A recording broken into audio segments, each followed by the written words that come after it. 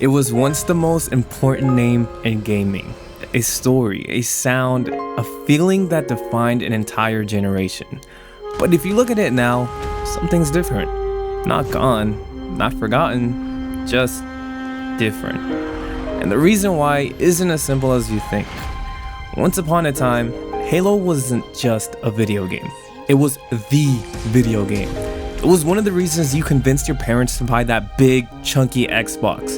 It was the soundtrack that made your spine tingle, the LAN party that kept you up until sunrise, the universe that made you believe a video game could feel like a blockbuster movie. But somewhere along the way, Halo, the king of console shooters, lost its crown. Today, it's still here, but not in the way it used to be. And the real question is, what happened? To understand Halo's decline, you first have to understand why it rose so high. Released in 2001, Halo Combat Evolved wasn't just another shooter.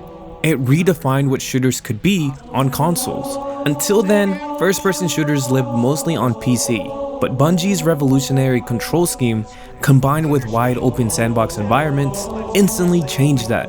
And then there was the story. A mysterious ring world, a silent yet stoic super soldier, and an AI companion with a razor-sharp wit. Players weren't just shooting aliens, they were uncovering an ancient mystery. The music, Marty O'Donnell's haunting Gregorian chants, elevated the experience to mythic proportions. Halo wasn't simply a game, it was an experience. The next few years cemented Halo as a cultural titan. Halo 2 brought Xbox Live into living rooms and made online multiplayer a permanent part of gaming life. It also ended on one of the boldest cliffhangers in gaming history.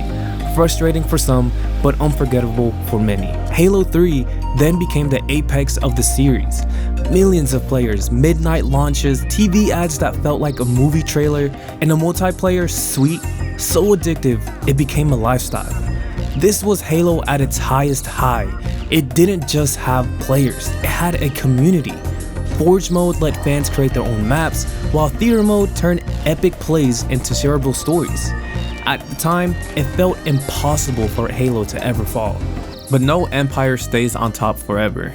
Bungie's swan song, Halo Reach, was both a love letter and a warning sign. While fans praised its emotional story and refined mechanics, some began to notice subtle fractures. Armor abilities replacing classic power-ups, weapon balancing shifts, and design decisions that felt catered to a broader, less competitive audience.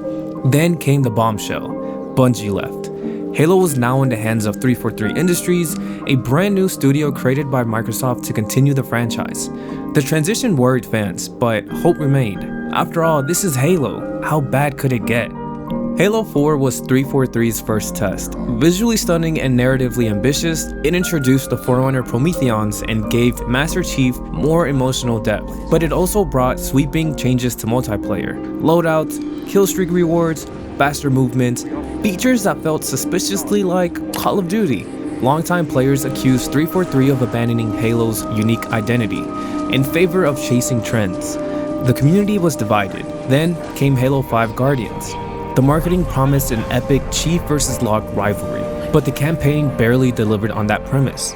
Worse yet, the absence of split-screen co-op, a Halo tradition, enraged loyal fans. Multiplayer was faster and flashier, but with controversial rec pack microtransactions and a rank system that alienated casual players, Halo's soul seemed different. At this point, Halo's most passionate defenders began to drift away. Some left for new juggernauts like Destiny, Overwatch, or Call of Duty. Others stayed but spoke louder about what they saw as missteps, overcomplicated stories, gameplay mechanics that didn't feel like Halo, and decisions that seemed to prioritize esports and monetization over community and creativity. When Halo Infinite was announced, hope sparked again. The promise of a spiritual reboot and an open-world campaign reignited excitement. But delays, missing features at launch, including co-op in Forge, and live service content that trickled out too slowly made that excitement fade. While Infinite's core gameplay felt closer to Halo's roots, the modern gaming landscape has moved on. The cultural dominance Halo once had was gone. So what went wrong? Part of it was timing. Halo rose in an era before battle royales, before constant live service competition, before gaming habits shifted towards free-to-play ecosystems. But part of it was identity. Bungie's Halo had a clear vision, a blend of mystery, grandeur, and community-driven creativity. 343's Halo, while technically competent, also felt like it was trying to be everything, and in doing so, struggled to be Halo. And yet, here's the thing, Halo is still Halo. Those moments, the first time you stepped onto the ring world, the first time you stuck a plasma grenade on a warthog, and the first time you and your friends survived wave after wave in firefight, they're still there. No patch, no controversy, no studio handoff can erase them. Halo may never be the center of gaming culture, but perhaps it doesn't need to be.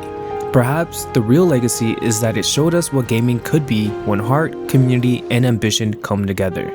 Whether Halo's future is one of resurgence or quiet legacy building, that's a story still being written. Maybe Halo's next chapter will be its redemption, or maybe its story has already been told, and we're just not ready to admit it.